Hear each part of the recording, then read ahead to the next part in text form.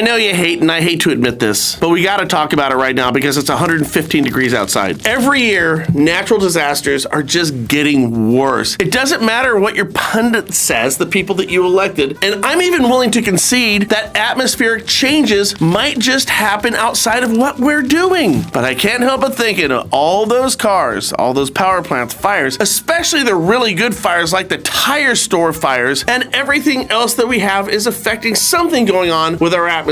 All I have to do is look around. Oh, well, that was wonderful. Good time was had by all. I'm pooped.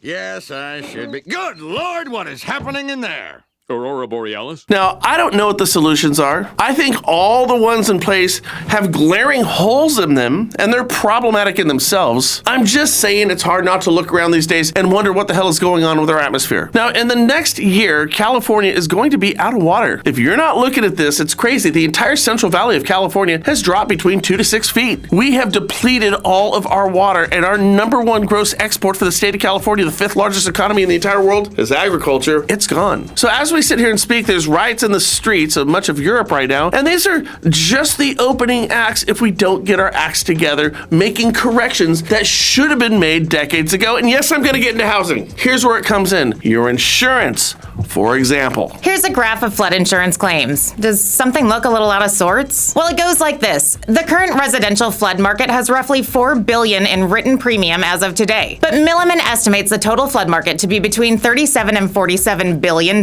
So they're only 40 billion short. Someone's going to pay for that, aren't they? Despite nearly every county in the United States having experienced a flood event in the past 25 years, and this is according to FEMA, only 4% of homeowners are insured for floods today. Result? Well, the FEMA hike to deal with the catastrophic losses are going to leave 1 million people without homes that are even insurable. Do the math on this one. Perfectly fine borrowers, perfectly fine homes that no respectable person is going to be able to own. They won't get insurance, so they can't get that loan. These homes, these 1 million homes, are going to be the finest beachfront and riverfront properties in the country for squatters. That's what's going to happen. But wait, why can't we come to a better solution than just having uninsurable homes? Well, the answer is, well, of course we've come to a better solution, and here's what it is. We've recently started having what could be considered devastating forest fires on the West Coast. In fact, to illustrate this point, here's a graph of the West Coast of the United States with fires per month. It's striking, isn't it? Here's a graph of the top 10 global causes of loss by value of claims. Fires are the clear champ. And well, you get the point. Here's where it gets really sticky in a New York public bathroom type of way. Drew Barrymore, Pierce Brosnan, Jack Nicholson,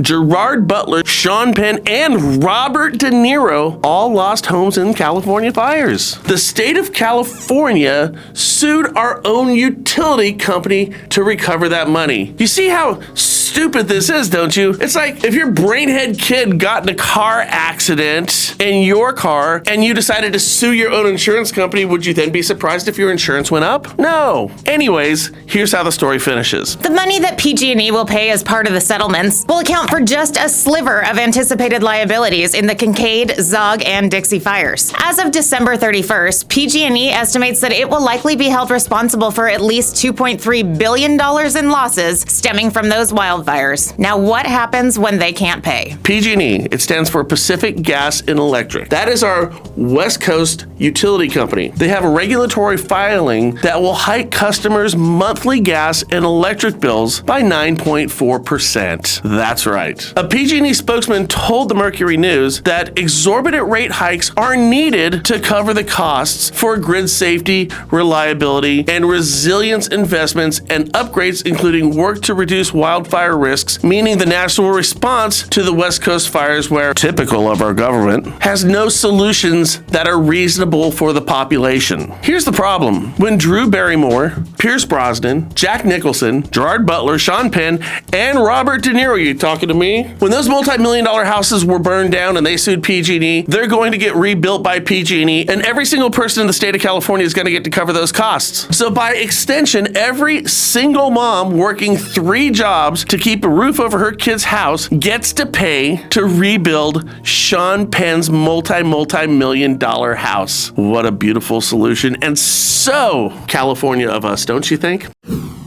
Man, I gotta tell you, watching these lenders, they're falling faster than Sonny Liston at a Muhammad Ali fight. All over the place, just hitting the canvas. Where are you gonna go? Is your company going to be around? Listen, there's a whole bunch of things you need to consider when you're gonna make a move to another company. It's not just pricing, it's also going to be service. Is it broker? Is it banker? Is it regional? Is it small? Is it big? Is it publicly traded? Is it not? And there is a solution for you, but if you want to have a conversation about it so you can hear where we are coming from, we have a lot looking at this. Just click this banner right over there. And here's my whole thing, guys. Unlike everyone else who's calling me right now, I don't have a dog in the fight. Click this banner right over there.